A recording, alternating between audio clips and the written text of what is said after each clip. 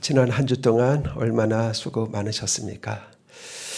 저는 우리 신학생 때 같은 친구들을 만나는 복된 시간을 가졌습니다. 우리 목회자들에게는 가장 좋은 때가 언젠가라고 물어보면 신학교의 시절이라고 다들 이야기합니다. 이제 고등학교를 갓 졸업하고 20살의 나이에 이제 신학교를 이제 처음 가본 거죠. 난생 처음으로 가니까 건물은 서양 선교사들이 지어서 얼마나 고풍스럽고 웅장한지 모릅니다. 정문에 들어서는 순간 감탄했습니다. 와, 이게 하나님의 동산인가? 그래서 거기서 이제 7년을 보내게 됩니다. 목회자가 되려면 신학교에서 7년 엄격한 기숙사 생활입니다.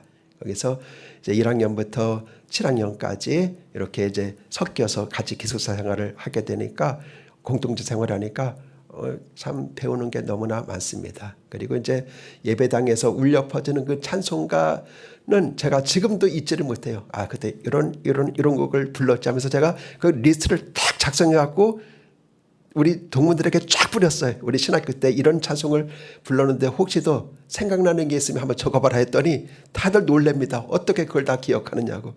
저는 그때 불렀던 찬송가가 지금도 귀에 생생하고 그걸 들으면 너무나도 힘이 나요. 근데 그때 만났던 그 친구들이 얼마나 좋은지 몰라요. 그러니까 20살, 21살이니까 파릇파릇하고 얼마나 순수하고 좋습니까? 자, 그래서 이제 2학년 보통 마치고 군대 갔는데 군대 갔다 와서 복학하면서 이제 잘 이렇게 못 만나는 경우도 있어요.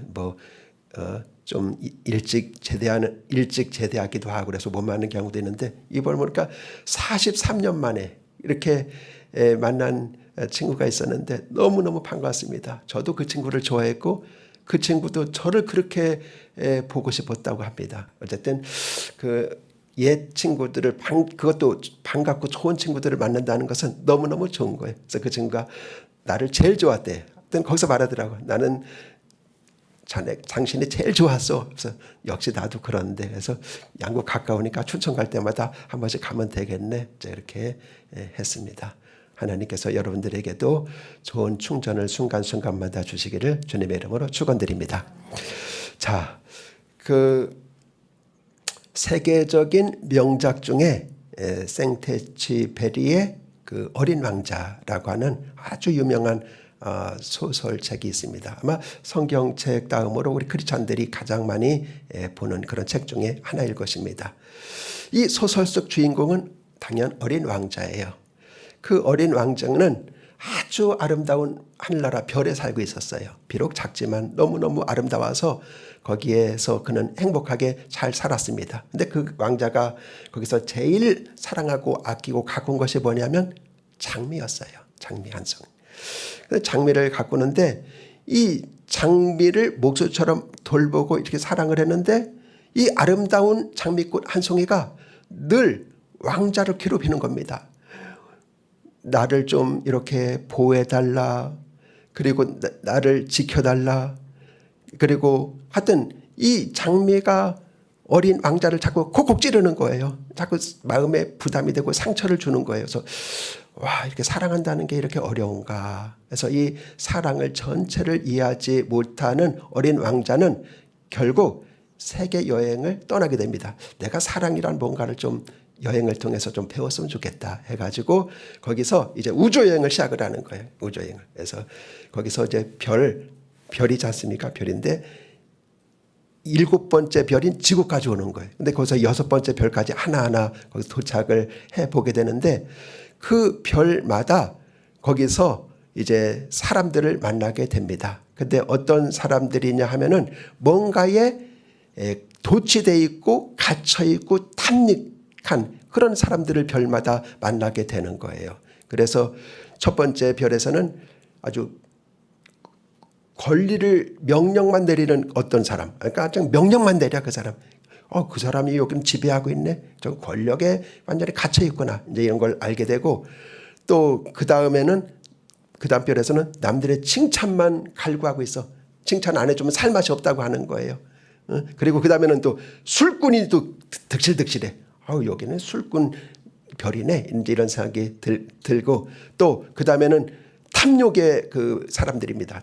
이거 다 내 돈이야, 내 돈이야. 늘 돈만 세고 있는 그런 별도 지나게 되고, 그 다음에는 맹목적인 규칙에 가져가고, 그 다음에는 요거 해야 돼, 요거 해야 돼 해가지고 해서 가로등을 껐다 켰다 껐다 켰다 하는 그런 별도 만나게 되고, 그리고 이제 마지막 6번째 별에는 책상 안에 앉아서 공부만 하는 학자를 만나게 돼요. 근데 그 학자는 세상은 전혀 몰라. 나가본 적도 없고 그냥 오직 책상 안에 앉아서 요것만 보는 거예요. 근데 그는 이제 지질학자입니다. 세계 지도를 연구하는. 그래서 그 사람이 추천해 줍니다. 다음 여행지로 한번 지구를 가봐라. 이제 그 다음 별이 지구인데 지구를 가봐라. 거기에는 얼마나 큰지 또 사람들도 얼마나 다양한지 모른다. 거기는 네가 이제까지 봐왔던 거, 거기는 술꾼도 있고 권력자도 있고 탐욕자도 있고 뭐 없는 사람이 다 없을 것이다. 그래서 이제 그는 지구 여행을 이제 하게 됩니다.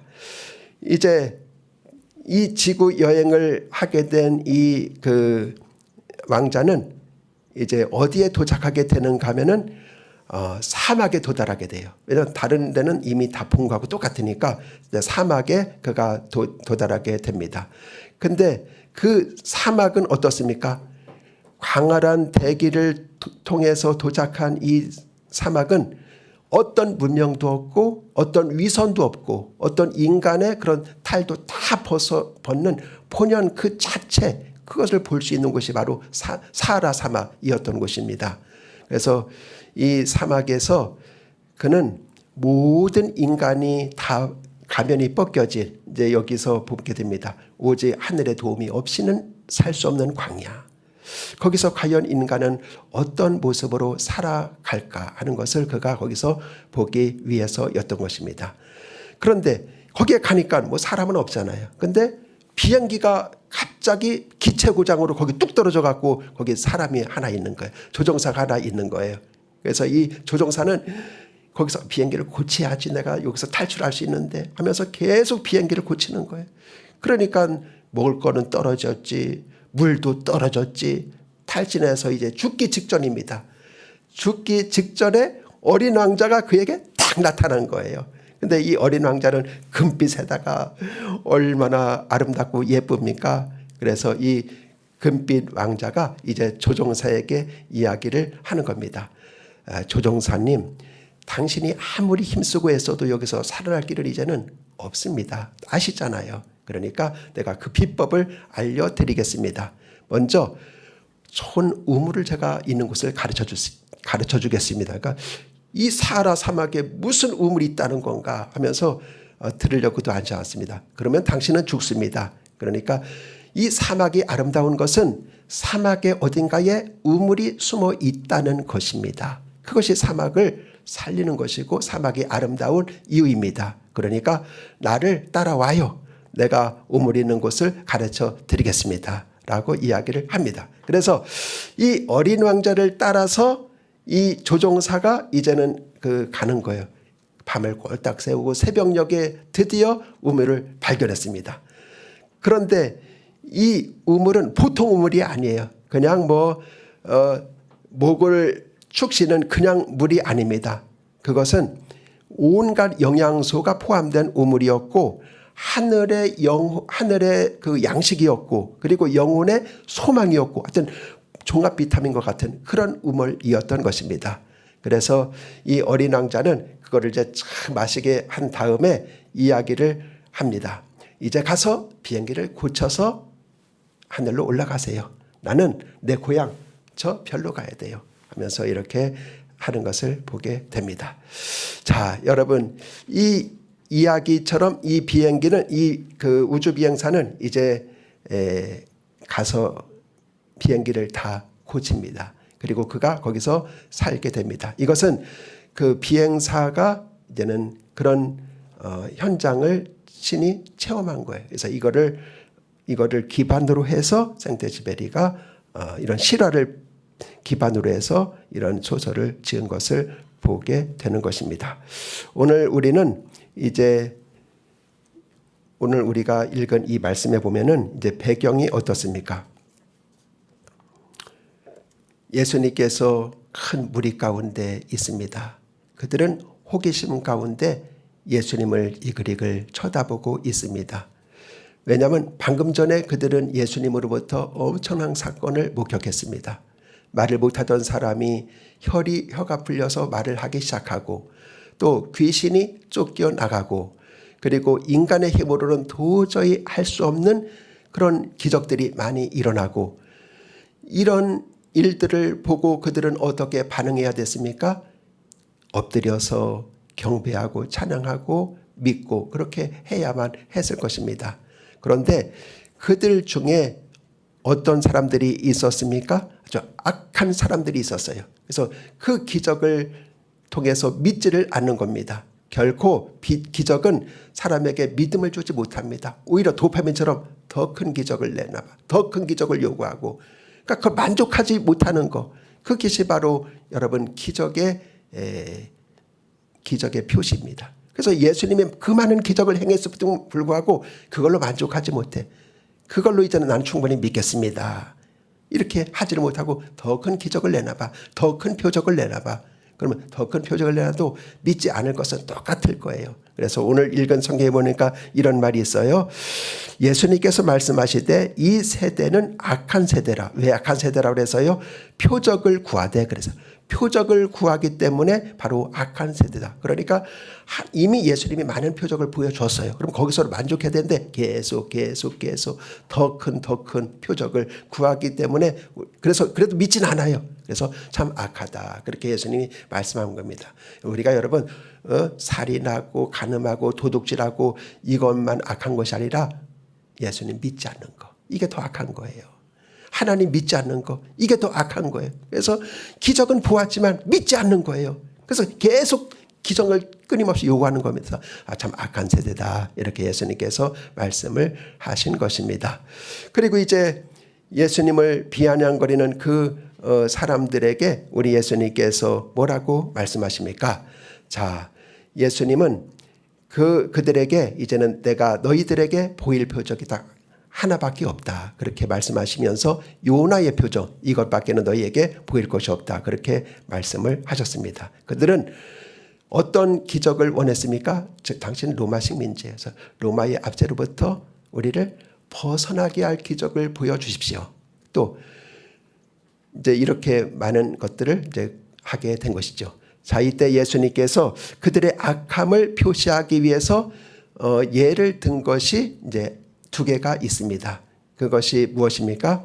자, 먼저 요나의 표적을 이야기를 했는데 요나는 어땠습니까? 빛이 하나도 들어오지 않는 이제 물고기 뱃속에 이제 갇힌 것이지요. 그것은 무덤입니다. 예수님께서는 그들을 구원하시되 어떻게 구했는가? 가장 낮은 자의 자리로 내려가셔서 그들을 구원하는 그런 기적을 베풀어 주셨는데 이것만이 너희들에게 보일 유일한 기적이다. 그렇게 말씀을 하셨습니다. 그렇죠? 내가 죽어야 너희들이 산다 하는 이 메시지를 우리 예수님께서 해주고 싶으셨던 것입니다. 이 한마디로 말하면 뭐예요? 십자가와 부활이죠. 그러니까 요나의 기적이 주는 메시지는 요나 죽었잖아요. 또 다시 물고기가 태워냈잖아요. 이것밖에는 내가 너희들에게 줄 캐리그마 메시지가 없다. 그렇게 예수님께서 말씀을 하셨습니다. 그래서 우리는 예수님께서 주시는 이 메시지를 우리 마음속에 깊이 새겨 들어야 하겠습니다. 자, 그래서 예수님이 이제 내놓으신 이야기가 두 가지인데요. 첫 번째는 이제 남방 여왕이 솔로몬을 방문한 그런 이야기입니다. 자, 여기 남방이라고 하는 것은 그 아라비아의 예멘과 에티오피아가 있는 지역으로서 예루살렘까지 무려 2,000km가 되는 아주 그 먼 거리입니다. 당시에는 뭐 비행기도 없었고 시원한 에어컨이 나오는 자동차도 물론 없었습니다. 그렇죠? 살갗을 태우는 그 햇빛을 쬐면서 사막의 모래바람을 다 맞으면서 그리고 숨이 턱턱 막히는 그런 과정을 거치면서 밤에는 도적들의 그 위협을 다 무릅쓰면서 가야만 했던 것입니다. 그러니 얼마나 힘들었겠습니까? 근데 그게 누구냐 하면은 당시 부족함이 없는 남방의 여왕이었어요. 누굽니까? 스바 여왕. 나오잖아요. 스바 여왕. 스바 여왕이었어요. 그는 아름다운 궁전도 화려한 보석도 거대한 권력도 이미 손에 다 쥐고 있었습니다. 가만히 앉아만 있어도 부족함이 전혀 없었습니다. 그런데 그녀는 그 거친 사막길을 걸어서 먼 길을 간 것은 오직 이유가 하나였습니다. 무엇입니까? 바로 하나님의 지혜로운 지혜를 솔로몬을 통해서 지혜를 듣기 위해서입니다. 솔로몬이 그 하늘의 지혜를 갖고 있다고? 그 지혜 한마디 듣고 그 솔로몬의 얼굴 하나 보기 위해서 그 먼 거리를 가야 했던 것입니다. 그녀의 가슴 속에는 세상의 어떤 보석으로도 채워지지 않는 거대한 영혼의 갈증이 있었던 것입니다. 우리 인생은 도대체 무엇인가? 진짜 진리는 과연 무엇인가? 요거 하나 해결하기 위해서 사막의 흙먼지를 꿰뚫고 이제 가게 됐던 것이지요. 그거 하나. 그리고 또 하나 예를 든 것이 이제 니느웨 사람들 이야기입니다. 32절이요. 니느웨 사람들이 일어나 이 세대 사람을 정죄하리니 하면서 니느웨 사람 이야기를 했습니다.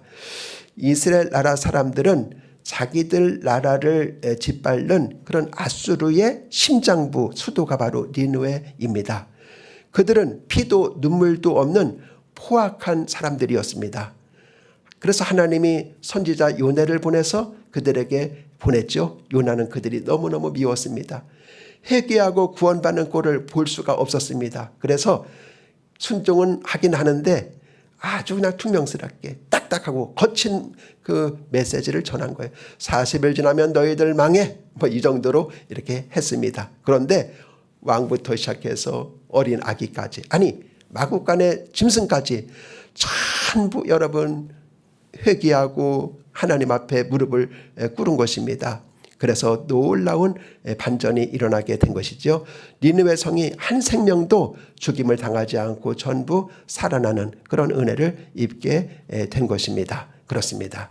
이 이야기를 예수님께서 하시면서 자, 이 니느웨 사람들이 마지막에 회개하지 않고 악한 여러분을 가리키는 거 아니에요. 이 성경 속 이 바리새인과 이런 서기관들을 가리키는 거예요. 너희들을 그 니느웨 사람들이 나중에 너희를 정죄하리니. 이는 그들이 요나의 전도를 듣고 회개했지만은 너희는 회개하지 않았다.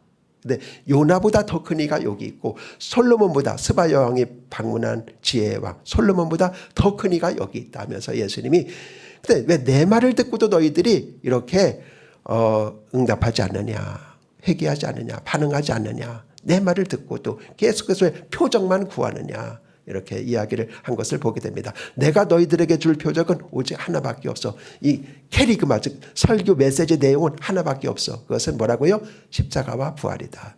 내가 이 어린 왕자는 곧 예수님, 아까 어린 왕자는 예수님을 뜻하는 거예요. 예수님이 하늘에서 이 지구에 딱 오셨습니다. 지구에 오셔서 조종사처럼 인간의 힘과 노력으로 어떻게 구사일생 살려고 하는 사람들, 그건 안 돼요. 근데 그들을 여러분 샘물이 있는 것을 알려주고 나를 따라오라고 하고 만약에 믿지 않고 따르지 않았으면 거기서 죽어요. 근데 그거를 믿었어요. 그리고 따랐어요. 그래서 샘물을 발견했는데 그 샘물은 하늘의 샘물이었어요. 하늘의 양식이었어요. 그래서 이제는 고치는 능력도 갖게 되고 하늘을 훨훨 나르는 이런 이야기. 그러니까 모든 문학 작품이 전부 성경입니다. 성경 이야기입니다. 이와 같이 우리 예수님께서 우리에게 주시려고 하는 메시지가 뭐냐? 여러분 다른 거 다 필요 없다는 거예요.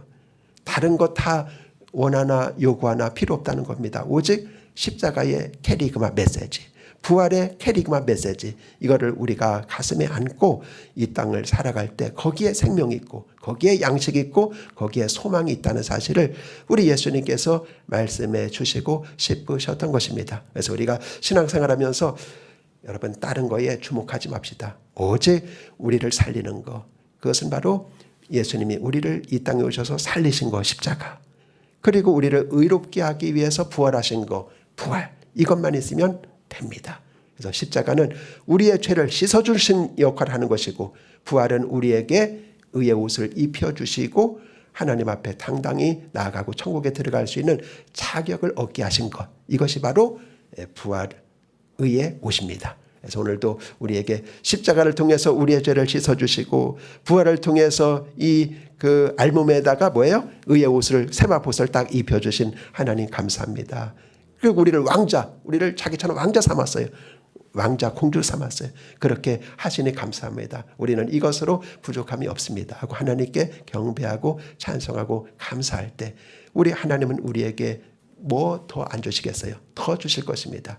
여러분들이 이렇게 하나님을 기쁘시게 함으로 하나님께 더 받고 풍성하게 받고 부족함이 없는 생애를 살게 되시기를 주님의 이름으로 축원합니다. 기도하겠습니다.